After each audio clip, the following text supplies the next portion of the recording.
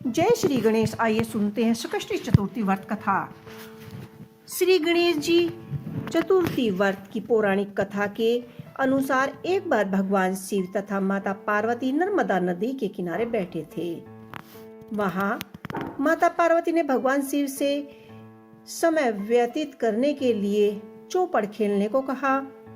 शिव चौपड़ खेलने के लिए तैयार हो गए, परंतु खेल में हार जीत का फैसला कौन करेगा, यह प्रश्न उनके समक्ष आया तो भगवान शिव ने कुछ तिनके एकत्रित कर उसका एक पुतला बनाकर उसमें प्राण प्रतिष्ठा कर दी और पुतले से कहा, बेटा, हम चौपड़ खेलना चाहते हैं, परंतु हमारी हार जीत का फैसला करने वाला कोई नहीं है, इसलिए तुम बताना कि हम में से दोनों में से कौन हारा और कौन जीता। उसके बाद भगवान शिव और माता पार्वती का चौपड़ खेल शुरू हो गया। यह खेल 3 बार खेला गया। सुयोगवन से तीनों बार ही माता पार्वती जीती। खेल समाप्त होने के बाद बालक द्वारा क्षमा मांगने पर माता ने कहा, यह गणेश पूजन के लिए ना कन्या आएंगी, उनके कहे अनुसार तुम गणेश व्रत करना। ऐसा करना कि गणेश व्रत करना और ऐसा करने से तुम मुझे प्राप्त करोगे। यह कहकर माता पार्वती शिव के साथ कैलाश पर्वत चली गई। 1 वर्ष के बाद उसी स्थान पर नाग कन्याएं आई और नाग कन्याओं ने श्री गणेश जी के व्रत की विधि मालूम करने के पर उस बालक को 21 दिन लगातार श्री गणेश जी का व्रत किया।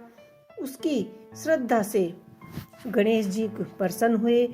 उन्होंने बालक को मनोइच्छित फल मांगने के लिए कहा। उस पर उस बालक ने कहा कि हे विनायक, मुझ में इतनी शक्ति दीजिए कि मैं अपने पैरों से चलकर माता पिता के पास जा सकूं तथा कैलाश पर्वत पर पहुंच सकूं। और वे यह देख प्रसन्न हो गए। तब बालक को वरदान देकर श्री गणेश जी अंतर्धान हो गए। उसके बाद वह बालक कैलाश पर्वत पर जा पहुंचा और कैलाश पर्वत पर पहुंचने की अपनी कथा अपने भगवान शिव को सुनाई। चौपड़ वाले दिन से माता पार्वती शिव जी के विमुख हो गई थी। अतः देवी के रुष्ट होने पर भगवान शिव ने भी बालक के बताए अनुसार 21 दिन तक श्री गणेश जी का व्रत किया। यह व्रत करने के प्रभाव से माता पार्वती के मन में भगवान शिव के लिए नाराजगी थी वह समाप्त हो गई। तब यह व्रत विधि भगवान शंकर ने माता पार्वती को बताई। यह सुनकर माता पार्वती के मन में भी अपने पुत्र कार्तिकेय से मिलने की इच्छा जागृत हुई। तब माता पार्वती ने भी 21 दिवस श्री गणेश जी व्रत किया तथा दूबा फूल और लड्डुओं से गणेश जी का पूजन अर्चन किया। व्रत के 21वें दिन कार्तिकेय स्वयं माता पार्वती से मिलने आए।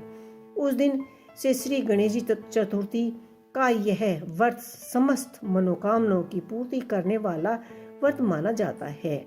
इस व्रत को करने से मनुष्य के सारे कष्ट दूर हो जाते हैं और मनुष्य को समस्त सुख सुविधाओं की प्राप्ति होती है।